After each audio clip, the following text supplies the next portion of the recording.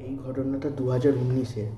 আজও গ্রামের লোকেরা রাতের পর ওই রাস্তাটা ব্যবহার করে না।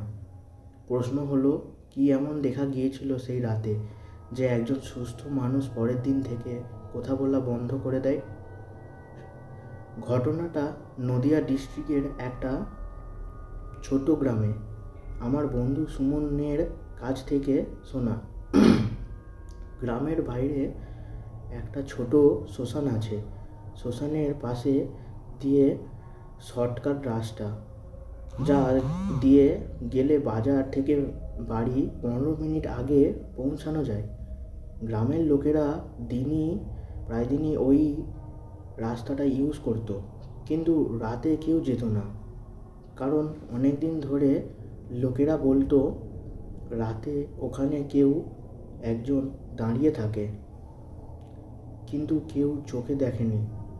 ঘটনাটির রাত্রিতে একদিন সুমনের কাকা রতন কাকু বাজার থেকে দেরি করে ফিরছিলেন। তখন রাত প্রায় 10:30। উনি ভাবলেন শর্টকাট দিয়েই যাবেন। রাস্তাটা পুরো নিশ্চুপ, পাশে শ্মশান আর হালকা হাওয়া। হঠাৎ উনি দেখলেন সামনে একজন মেয়ে দাঁড়িয়ে আছে। মেয়েটা সাদা কাপড় পরে, মাথা নিচে। রতন কাকু ভাবলেন হয়তো গ্রামের কেউ। উনি কাছে গিয়ে জিজ্ঞেস করলেন, কে?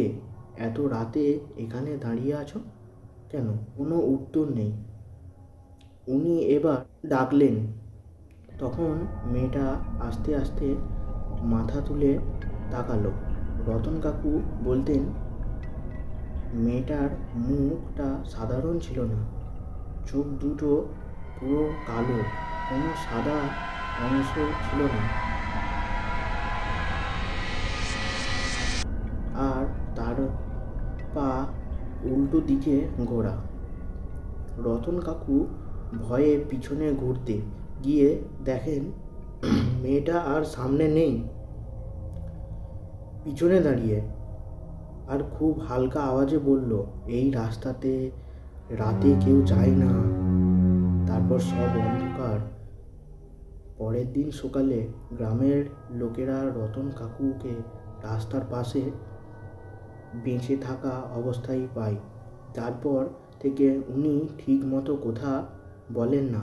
আর গ্রামের লোকেরা ও কনফার্ম করে বছর কয়েক আগে ওই জায়গায় একজন মেয়ের মৃত্যু হয়েছিল অ্যাক্সিডেন্টে।